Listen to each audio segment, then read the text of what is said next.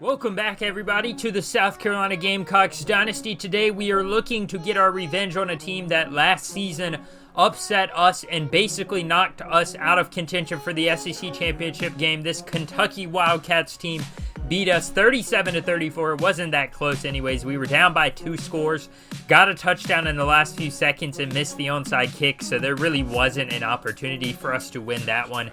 And even if we had got the onside kick, it would have been very, very tough for us to come back and win the game. But today, the Gamecocks need to get their revenge. They are in Lexington, led by Julius Canary. Still, the Gamecocks are right there at number 3 in the country, looking to get a big win as Lavesa Carroll decides to bring this one out of the end zone. He is brought down from behind. Looked like a horse collar, but they're not going to call it to start the day. Julius Canary and Marshawn Lloyd in the backfield alongside. He's got a double tight end set. Canary's going to go to Scott Hall, the better of the tight ends, but still a good first down gain to start the day. You've got to start slow in a game like this where it's a trap game. 2nd and 2. Rucker on the curl route. 13 yards as this Gamecock team has a long road ahead of them still. Still a whopping half of the season left. This time, though, Brandon Robinson can't come down with the pass. Canary 2 of 3 and 21 yards to start the day, but now he is facing a 3rd and 5 here early in the day. Julius Canary's going to go to DJ Long, who gets spun down, but it looks like he may have gotten enough to get the first down. But just like that, a 3rd and 12 later on the same drive for the Gamecocks. Canary off the play action rolls out of the pocket, wanting to go downfield, cuts it up, and he makes a man miss. He's got the first down and then some. Julius Canary showing the athleticism. Now 2nd and 9 with about 5.5 minutes remaining. He's going to fly right past his receiver. He had him open on the inside post route, but instead it's a 3rd and 9. Canary off the play action, wants to roll, wants to throw down the field. Nobody open, lets go of it, and it could have been intercepted. Instead, the Gamecocks are going to try for a 51-yard field goal. Clark, this one is going to sail short. He had it right on the money down the middle, but that one was not going to have enough power behind it. And we get our first look at this Wildcat offense as the tight end Josh Cadis is going to have the first down catch. And we have another look at Deuce Hogan. Last year, he had a great game against us, upsetting the Gamecocks. And now he is looking to do that just again. Isaiah Cummings, the 11-yard run. This year, they don't have their star running back against the Gamecocks. Deuce Hogan now 2nd and 8 wants to fire, and this time it's intercepted. O'Donnell Fortune across the 30 down to the 40 as he's pushed out of bounds right around. Let's mark him at the 41. He jumps the route and a beautiful read to start the day. A good sign if you're a Gamecock fan. Last year we couldn't stop this team on defense if we wanted to. Now a 1st and 10. Marshawn Lloyd's going to run on the inside zone. He's going to get credited with 11 yards and a first down for the Gamecocks. Now 3rd and 9. Canary out of the shotgun. This time he wants to throw it. He steps into the pocket, fires down the field, and it's deflected. Jordan Lovett probably could have got both hands on that one and picked it off coming back the other way, but instead the Gamecocks will have to punt this one away. About 3 minutes remain in this first quarter. It's going to be a run to Isaiah Cummings and Nick him in a worry in the backfield. He's going to be credited with a 3-yard tackle for loss. Now 2nd and 13. Hogan's going to bring Josh Cadis in motion to the right side. It's going to be a triple option. Hogan keeps it himself. Cummings makes a man miss, and he's spun down after 11 yards. That's going to make it a 2-yard 3rd down and 2 now. Hogan out of the shotgun. I would not be surprised if they stuck to the ground, but instead they go to the air. Hogan's got his man open, and that's going to be Dane Key. He's got 5 yards, one of those key receivers from last year in the win against the Gamecocks. 1st and 10. Cummings wide open down the field. Jumps out of a cannon. He's got 20 yards on this, the direct halfback dive. What a run. What great blocking by the Wildcats offensive line. Now 2nd and 8. It's going to be a pass. Chauncey Magwood's wide open in the flats. Not in the flats, excuse me, out on the sides. He's got a big gain there, setting up a 2nd and goal for the Wildcats. Hogan going to go to Magwood again. Touchdown. 3 yards. The Wildcats strike first. It's Deuce Hogan kind of redeems himself from that interception already as they are now up 7-0 and on a 2nd and 10 behind Brandon Robinson, but he still comes up with the catch. Julius Canary struggling there to get the pass on the target. Now 2nd and 9. Canary rolling out of the pocket. Nobody open. He is just forced to get rid of that one. Started 2 of 3. He's now 5 of 13. A tough start for Canary. This time it's Ty Monroe dropping the catch. And the Gamecocks punt it away again. 1st and 10. We will find the Wildcats offense. Hogan pump fakes. Steps back and he's brought down. Tried to get away from the pressure after the pump fake, but Rory Patrick continues an impressive season. Him and Gilbert Edmond both going to get there around the same time. Patrick's going to be credited with bringing him down. As you can see, he almost ripped that football away, but instead it is just a forced punt by this Gamecocks defense. Now 1st and 10. Rucker on the curl route. His man lost him in the sauce, and he gets 21 yards. Corey Rucker, a beautiful move there on the curl route. He's going to turn upfield and get a big gain. Now 2nd and 4. Julius Canary went with himself on the triple option, and he does not have much. Maybe a gain of 1 or a loss of 1, but Scott Hall on 3rd and 5. He's going to get 10 yards. Now 2nd and 10. Canary. Marshawn's going to get it on the inside zone. Into the open field and a touchdown. Marshawn Lloyd, 13 yards out, and a big statement run by the Gamecocks as they tie this one up 7-all. Right over 5 minutes remaining in this second quarter. Deuce Hogan off the play action rolls out of the pocket. He's going to keep it himself, and he gets hit hard, leveled to the ground right on the Kroger Field name. That's a 6-yard gain for the Wildcats. Now 3rd and 4. Kroger Field is going crazy. Hogan looking for the first down, and Stone Blanton bats it away. Beautiful play there on the ball by the linebacker. He has steadily improved every year, but unfortunately, the Gamecocks face a 3rd and 4. They really haven't got much going on offense until that last drive. They're going to go to Marshawn Lloyd. He tries to cut it up the middle. Looked like a face mask, but the Wildcats get away with that one. Now they're going to go for it on 4th and 2. Canary going to go to Lloyd, cuts it up, and he does get the first down. Just barely. I mean, that was crazy close. Now 1st and 10. Julius Canary's going to go on the curl route again to Rucker. He continues to expose the secondary. Another 16-yard gain. 3rd and 11 now. Canary out of the shotgun. He wants to throw, steps up and fires, and that one is going to fall harmlessly to the ground. He got hit as he threw it, and now it's a 1st and 10 for the Wildcats' next possession. We are officially under 2 minutes in this first half. Neither team able to get much separation. Josh Caddis going to break the tackle and cut it up the field. He's got 14 yards. Excuse me, that was Josh Caddis. I mispronounced his name. 1st and 10 now for the Wildcats. Hogan's going to go outside to his reliable man, Chauncey Magwood. Quickly brought down in the secondary. He had a very open lane there for a touchdown, but great job by O'Donnell Fortune to bring him down. Now Deuce Hogan again going to run it. This time, nowhere to go. He's tripped up, and he's going to lose 6 yards. That's Alex Huntley on the sack.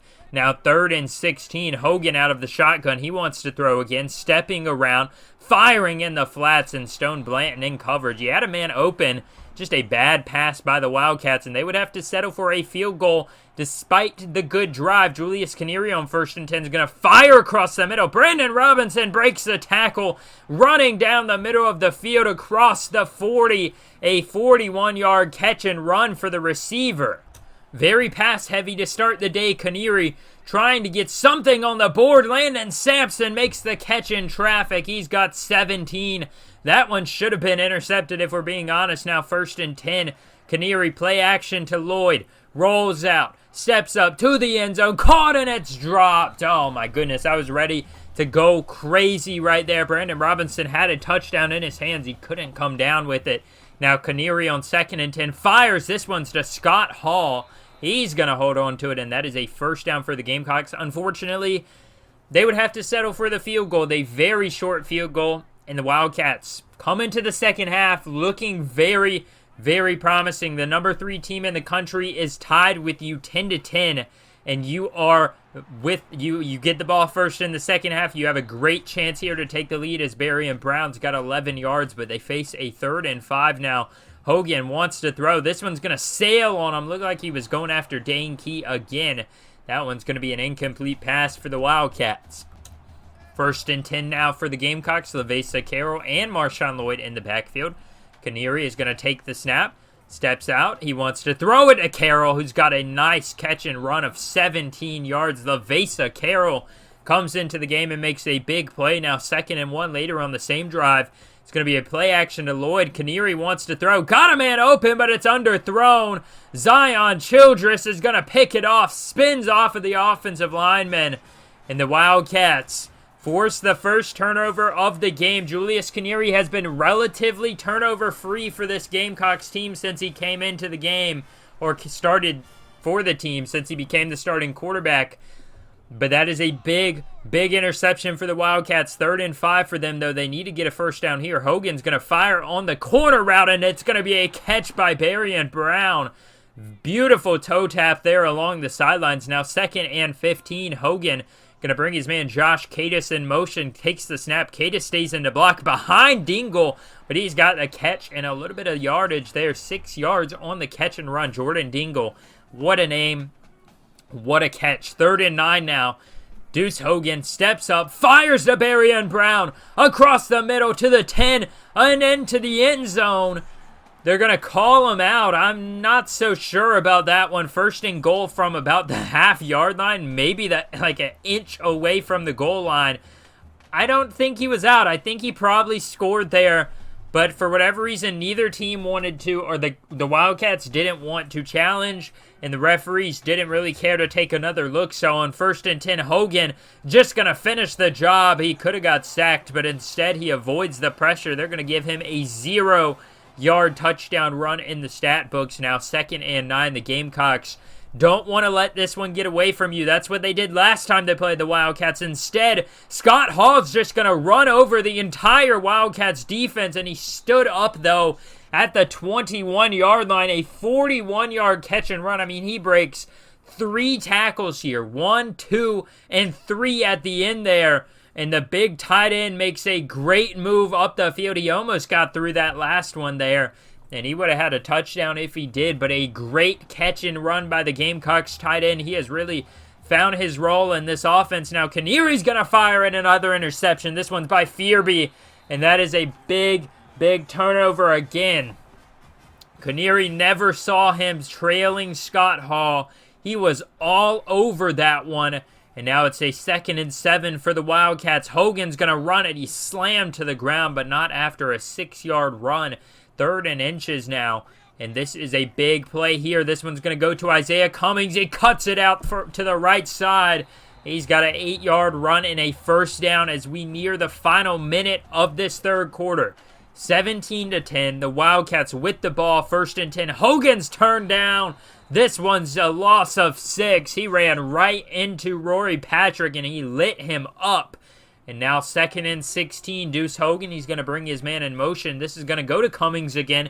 Got a lot of space on the right side, running straight out of bounds as a 13-yard gain for the running back. We are down to the final 20 seconds now. 3rd and 3. Hogan's going to bring Jordan Dingle in motion. They're going to go to Cummings on the ground again. He's got the first down, cutting back out, and he's tripped up after 10. They're going to run the clock down. Into the 4th quarter we go. And a 3rd and 8 now. The Wildcats want to convert this more than anything else. Hogan steps around, throws at the last second, and it's almost intercepted. Oh my goodness, Keenan Nelson should have had the interception there, but they have a chance still to hit a major field goal. This one is no good. It falls just short of the goalpost. The Gamecocks now with another chance to come back and score, and this one's going to be caught by Rucker in coverage. Beautiful grab and a great job to get his feet down. Now later on that same drive, a 2nd and 6 to Lavesa Carroll. He's got 3 yards, and they are deep in Wildcat territory. Julius Canary going to go off the play action. He snaps it quickly, brings it back, rolls to his right, fires, and it's intercepted again. Another blatant interception thrown by Julius Canary, just right into the hands of the defender. This one's Adrian Huey. My goodness, he wasn't, not even close to being open, but the Wildcats on a 3rd and 4 are going to get stuffed right along the line marker. That's going to be a 4th and inches. They would punt it back to the Gamecocks, so a chance still But, I mean, I'm still angry about that. Julius Canary just knows better than to make that throw, but he's going to make up for it with this beautiful dump down to Scott Hall. He's got a big gain, and now 250 passing yards on the day. We are near 2.5 minutes remaining in the game. 2nd and 1. Lavesa Carroll off the inside zone. He's got 15 yards now. 3rd and 9. Canary deep in Wildcat territory. He's going to go to the slant. Robinson spinning as he catches it. A little glitchy there on the video. I apologize. But he's going to get 10 yards on the play. Now Jordan Lovett has 6 tackles for the Wildcats. 1st and goal. Canary finds his man, Norris Purcell. Big touchdown for the Gamecocks. 1:43 remains. So despite, 3 straight interceptions, the Gamecocks still have a chance here to win this football game. They just need to stop. And this on him first. 2nd and 10. Wide open is Chauncey Magwood. He hit Keenan Nelson with the double move. And oh man, 50 yards down the field. Chauncey Magwood had him on ice skates. Go back and watch that if you didn't see it initially. Now Isaiah Cummings swerves his way. I don't know why I said swerves his way in and out of traffic. He's got a 5-yard gain now. 3rd and 5. Hogan steps up and had a man wide open. But instead of getting Magwood in the end zone, they settle for a field goal. So 55 seconds remain. 20-17. You need a touchdown or a field goal, and instead you get a 9-yard sack. Oh, man. Julius Canary, you just cannot take that sack. Now 3rd and 19. Canary with Carroll to his left, steps into the pocket, fires, and it should have been intercepted by Jalen Geiger. This is it, folks. 43 seconds left. 19 yards needed. Canary steps up, fires, caught by Chad Stevens. He's upended, but he's got the first down and 27 yards total. Trevin Wallace gonna bring him down now. 2nd and 5. Canary rolls, fires at the last second, and it's Stevens again. Past the 20, and the Gamecocks with a chance to tie it up as time clicks down. 3 seconds. Clark is gonna nail it. Curls it in the left corner in a big game-tying field goal for the freshman kicker. He's had his struggles, but the true freshman Clark is going to kick it through, and we will head into overtime with a chance to win. You just need a stop by Isaiah Cummings is going to start overtime with a 4-yard run. Now 2nd and 6 for the Wildcats. No time in overtime, obviously. You just have a chance to score a touchdown or a field goal. This time, Josh Cadis comes in motion. It's a play action from Hogan, firing to Magwood, who continues to get open, but this time he can't get into the end zone. He has got another near touchdown and a 2nd and goal. Hogan wants to run. Brought down. He fumbles the football. Darrell Ware is going to pick it up. Oh, my goodness. Deuce Hogan puts the ball on the ground, and the Gamecocks have to only score a field goal or a touchdown. This game is over. Lavesa Carroll running it down to about the 2. It's an 8-yard gain. 2nd and 2 for the game. McDowell stretching it outside, gets the block in the touchdown. Boom! Your Gamecocks are going to win this one 26-20 in Lexington, and this crowd at Kroger Field is absolutely stunned as Juju McDowell comes in for his first carry of the day and takes a big win for the Gamecocks as they avoid the upset and they play an instant classic here in Lexington, Kentucky. 26-20 is your final. You never complain about being 6-0. You never complain about a win, but you definitely don't want to be in an overtime 6-point win against the 2-4 Kentucky Wildcats now.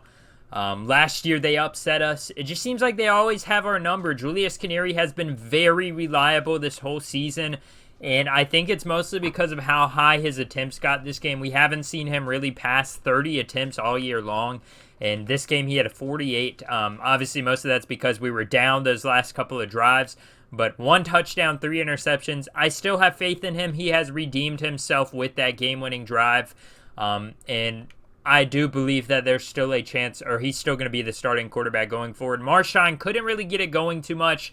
Had to leave the game with a nagging injury there late in that fourth quarter, if you guys noticed that. 16 carries, 65 yards, 1 touchdown. Juju McDowell had 1 carry for a touchdown. And Lavesa Carroll added 6 for 43. Julius Canary had 8 for 45 on the ground. Scott Hall, 5 catches, 83 yards. Corey Rucker, 575. Brandon Robinson, 474. We also had Norris Purcell come in. He caught 1 pass, 7 yards, game-tying touchdown. A big catch there for basically a true freshman. He hasn't played all that much since he's come here to Columbia as a walk-on. Defensively, Stone Blanton, 9 tackles, 8 solo, 1 for loss, 1 sack. Roy Patrick had 2 sacks, 4 tackles for loss. Debo Williams had 1 sack, 2 tackles for loss. And we also saw Alex Huntley get a sack. And also O'Donnell Fortune, that big interception to start the day, gave us a little bit of a boost there at the beginning of the game. The true freshman, very impressed by Matthew Clark. He did miss the long 51-yarder, but he shot 2 of 3 from a shot like it was a basketball game. Kicked 2 of 3 from the field goals. And the biggest one of all to tie it up right there after we drove all the way down the field. And that leaves us at 6-0. These last 2 games have been absolute mud fights. We've struggled really to get our offense going consistently. Our defense has played well for the most part. They kept Kentucky at bay almost the entire, say the entire first half. It was fine. The final score of the first half was 10-10. We did allow 10 points there off of that 1 touchdown and that 1 field goal, but they still played really well. But if you look back the last 2 weeks, 21 points in the first quarter against UCF. We had to come back from down 21-0 in an all-time classic. Down with, 4 minutes left, down 17-10. We come down the field. We score to tie it up against Kentucky. We kick the field. They kick the field goal. They take a 3-point lead with about 50 seconds left. We come down, kick a field goal, tie it, and we win in overtime. Great, great story. But coming off a bye week, you've got to hope they figured something out, because Marcus Satterfield and Tennessee are not going to be going down lightly. This team is still good at 2-4, and we can't play around with fate this much. We've still got to take on Missouri, a team that upset us last year, and they have an amazing defense. We've still got to take on Vanderbilt, who's 0-6, but they can win at any point in time. We've still got to take on number 9 Florida, number 1 Oklahoma, and also Clemson, who sure they might be 2-3, but they are still a rivalry matchup. We've got to win these easier games a lot easier than we have been, and it's not been looking pretty. I'm hoping this team can get it back on track, and despite the wins, hoping they can actually, have some dominant performances coming into the next few weeks, because it's going to be important as we head into the end of the season there. You'll see Oklahoma, they were able to beat Texas in that rivalry game. Then we've got a little bit of movement in the top 10 at least. Ohio State is number 4. They were number 3 last week. They moved down because they didn't play. North Carolina jumped up because they did play. Nothing too crazy there. We did see, let's see which team fell. We did see a team fall out of the top 5. We saw, or we did see a few teams fall, I should say. Utah fell from number 6 to number 8. Florida fell from number 7 to number 9 despite a win last week. Don't know how that works. FSU jumps up from 14 to 10. Then you've got USC, Alabama at 12. They are 5-1 still. 13 is Texas A&M, Michigan, East Carolina, Cincinnati, Georgia, Ole Miss, Washington, who fell from 16 to 19. Georgia Tech is in the top 20 now. NC State, Wake Forest fell all the way to 22 after losing to Duke. UNLV is at number 23. Northern Illinois and Notre Dame, after starting 5-0 pretty much, they fall to number 25. They lost to Minnesota last week by 2 points. The other receiving votes, you got UCLA, Kansas, Oklahoma State, Duke, Oregon State, Texas, and Central Michigan. We saw Oregon State and Texas drop out after their losses last week. As you will see, going around the country is a bit of a interesting matchups. You guys saw most of them there in the top 25. Players of the week this past week. Let's see if we can see it. That would be from week 7, I believe. Yeah, right? Week 7, I believe. And that is going to be Tyler Banks for the SEC. Let's just go to NCAA. You've got Dane Motley out of Arkansas State, the senior linebacker. He had 2 tackles, 1 for loss, 6 assisted tackles, 1 forced fumble, and 2 interceptions in their win over the Liberty Flames. And then you've got Lou Nichols III, redshirt senior running back for the Central Michigan, I believe, Chippewas. They beat Ohio 48-7. He had 18 carries, 3 touchdowns for 122 yards, and 4 catches, 73 yards, and 2 touchdowns as well. A big game for both of those guys this past week. And like I said, next episode we will be taking on the Volunteers. This team, we beat them pretty handily last year, but it's not a fun time at all. They could win any of these games. They could take over any of these games. As you can see, they've got Trace Jackson, I believe was his name. He's got 10 touchdowns, 4 interceptions. He struggled against us last year. He had to come in, but they're still a good team. Marcus Satterfield maybe just isn't the best coach for them. As you can see, they have us beat in some ratings. We're actually pretty much tied all around the board in most ratings, and then statistically, we beat them in points per game, total offense, rushing, passing offense. We beat them in total defense, rushing defense, passing defense. The only thing they beat us in is turnover differential. They are very, very good at forcing turnovers, and that is, unfortunately for us, one of our biggest weaknesses is turnovers. So next episode will be a big stepping stone for this team to see if they're able to actually come out there and dominate this game. And before we log off today, folks, I'm going to go ahead and check out what's going on the recruiting side of things. We lost out on a couple guys, but other than that, nothing too crazy. You guys will see we're going after the same people. Eugene Reed, he'll be coming to visit here in a couple weeks. Week 12, Chris Robinson will be coming. Justin Long. Really excited to see if we can get Ryan Clayton. He's from Maryland.